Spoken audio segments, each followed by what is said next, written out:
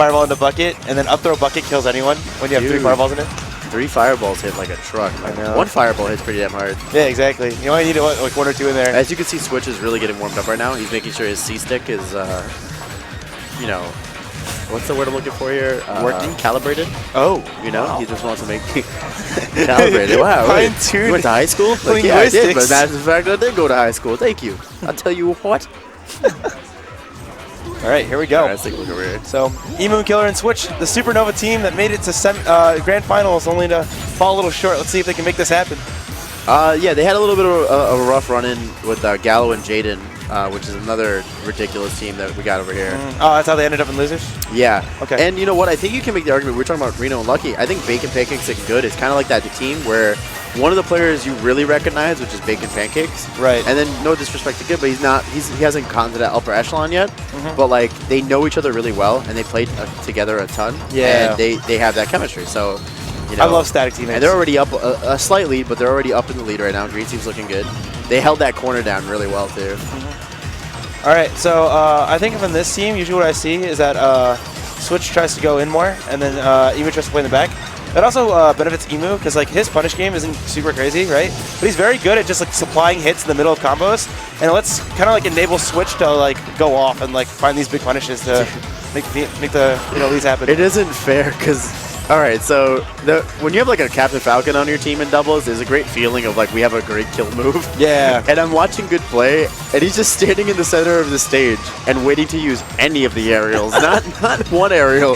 He's like, no, just my way, anything you want. And he's already taken a couple stocks with Fair and Bear. I know. So it's just interesting to watch. But Red Team is at least calmed down a little bit because they lost a couple stocks early, and they're catching back up.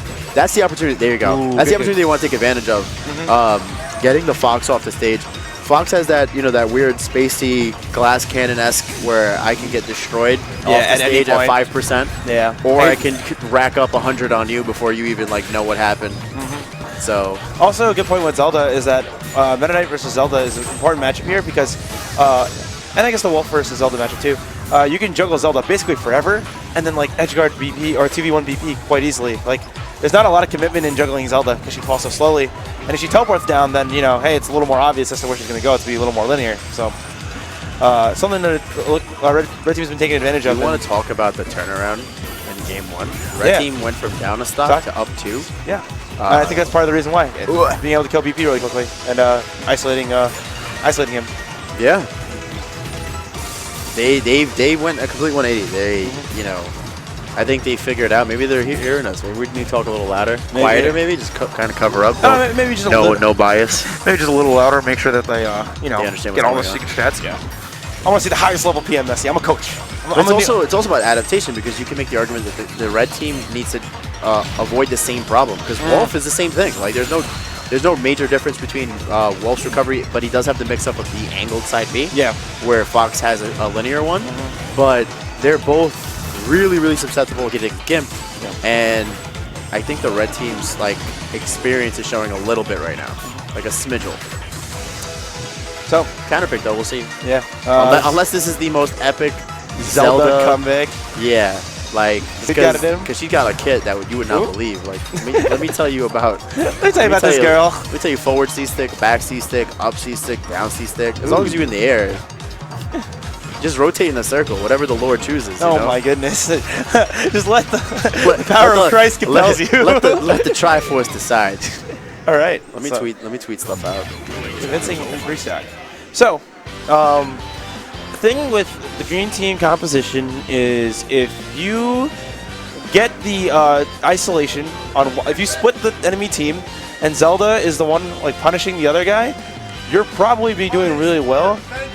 But it's setting that up that is so difficult for this pair.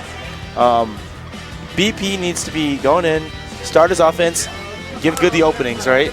But it's just not, when either Goode's getting juggled and still trying to recover, or when BP is not able to successfully do that, this team struggles. And that's kind of what you saw, where at the beginning, punish game for days, they just like decimate stocks. I also think like that's probably one of the more impressive things because let's say you're playing doubles, communication is so key, And if Emu in that situation is like, oh, I've realized that I need to switch onto this Fox and prevent Fox from doing anything to my teammate, if you don't clearly tell your teammate that, it's still not going to work. Yeah. Because your teammate's going to get in your way, or he's not going to, like, if you're like a predetermined idea of what your teammate's going to do, and then they switch up. So, like, that also shows, like, the kind of chemistry that they're rolling with. Because Emu and Switch, have, you know, like you mentioned before, they got second in Supernova.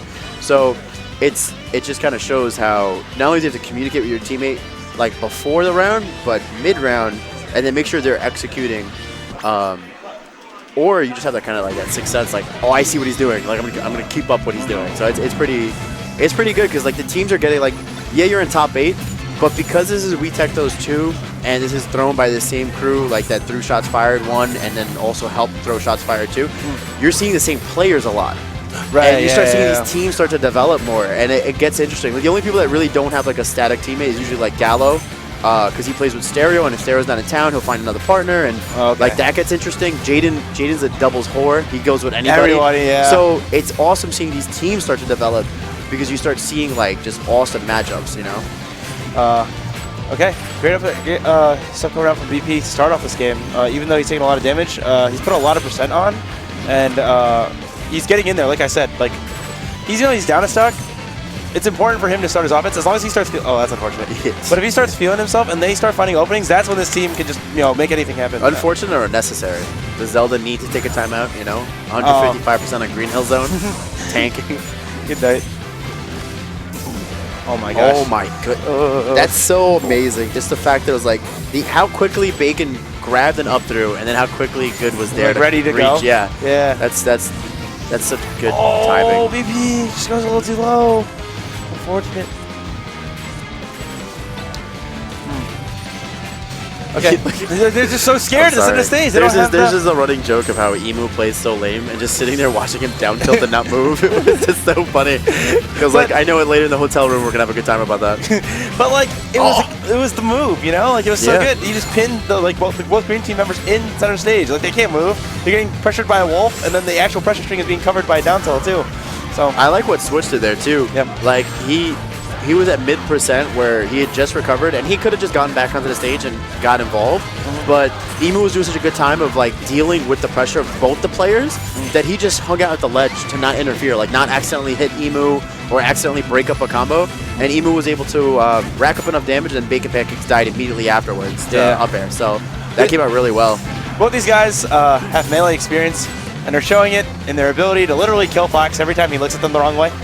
Yeah, it's difficult being a Fox player in PM. Like I hear the constant Johns about how he's just ridiculous, but there are so many more like dangerous situations for him to be in PM, and in doubles it's just insane. Like I feel like look at that, like Emu just did quick work. Just did him dirty. Yeah, definitely just up aired him 5 times and blew him up with a back air. That I witnessed that. Like I have to tell my kids about that story. No. Like oh no, no, please, please no bully. No, shout out to GP. Yeah, like you have to tell your kids, like GP, right? Good stuff from Bacon Pancakes there. He did the grounded shine rather than the aerial shine because he knew it would hit regardless because Switch had overshot the stage. And if you guys don't know, obviously the aerial shine doesn't have as much knockback as the grounded shine from Fox. PM, yeah. In Project Me. Oh, so good. Dude, forward tilt? So good. Forward tilt also actually fun fact blows up charge cancel.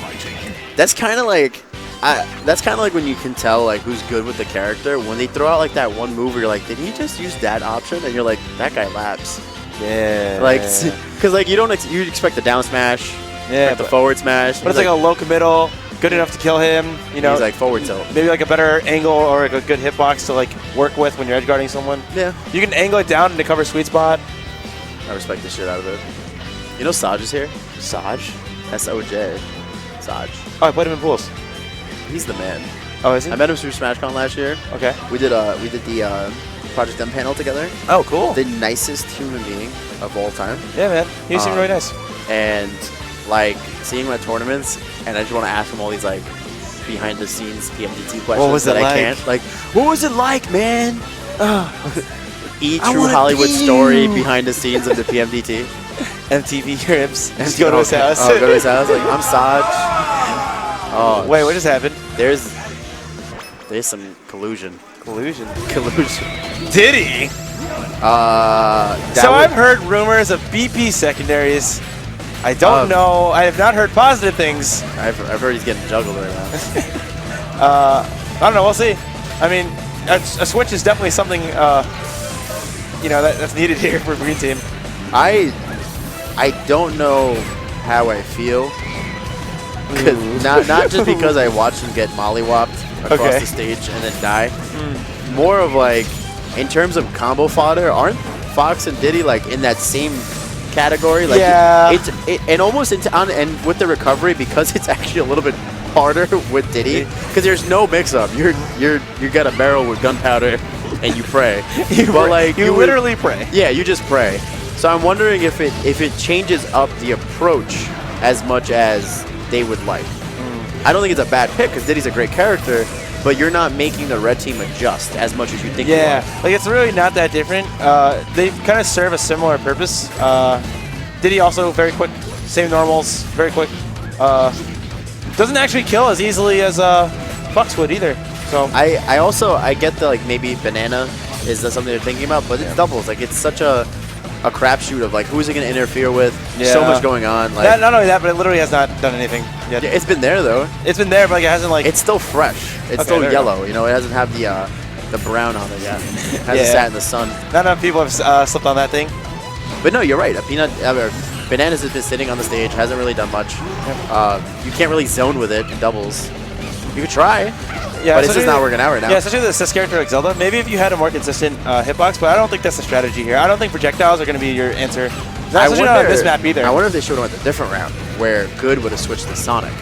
I think I would have liked that a lot, actually. I think a gimping tool. And BP stayed the Fox. Yeah, I think a gimping tool combined with Fox's neutral game sounds like an excellent combination for. Gotta go fast. Gotta go fast. But, hey, this is the world we live in. Let's see if they make it happen. Trump 2016. Oh, no. Oh, no. The world we live in. Oh, jeez. Oh, no. I wasn't ready. I've been hanging out with New York too much. No, not enough, man. Oh, baby. All right. It got really awkward right there. Well, I mean, unfortunately, SD right there on BB's part. Dude, I don't know. That was that was a forced SD. Yeah, it was. There's like a difference. Forced error. Yeah, same idea. Yeah, forced error. There you go. I like that. I like that. Forced error. Because like at some point, like, hey, this guy was actually pressuring you at the ledge. Maybe he wasn't like on you, but like, hey, he was like throwing out a hitbox or something. Yeah, in terms of like, when the people say you die from the fear. Sometimes. Of like the forward smash at the ledge or something. Yeah, dude. That was a forced error. That's how everyone dies to Ally, right? Oh my god. Is that the point? That man brings the fear across like 4 games. But no, yeah, it's similar like that where there was a forced error on recovery, and I think the red team has kind of, dwindled down the morale right now. And yeah, this is a pretty brutal look for the green team. Okay, this is a start. They need the switch kill. Okay. That's a good start. Okay. Oh, but he's got. Oh, but Emu drops the punish. That's like guaranteed, like forever. Literally forever. 1,000,000%. Forever. That's what I mean. According Straight to Boyko. 9s across the board. Yeah, and Boyko's kind of a nerd, and he knows all the frame data. Boyko's nerd. Frame data nerd. Good looking nerd though. Shout out to the frame data nerds. Oh my goodness. I love the way they did that from game 1 to 3. The way they would set up the ledge coverage has been so good. Just grab ledge and there was someone else hit. So many different, and then in Green Hill Zone where you don't, and NFD where you don't have like a top-bottom coverage,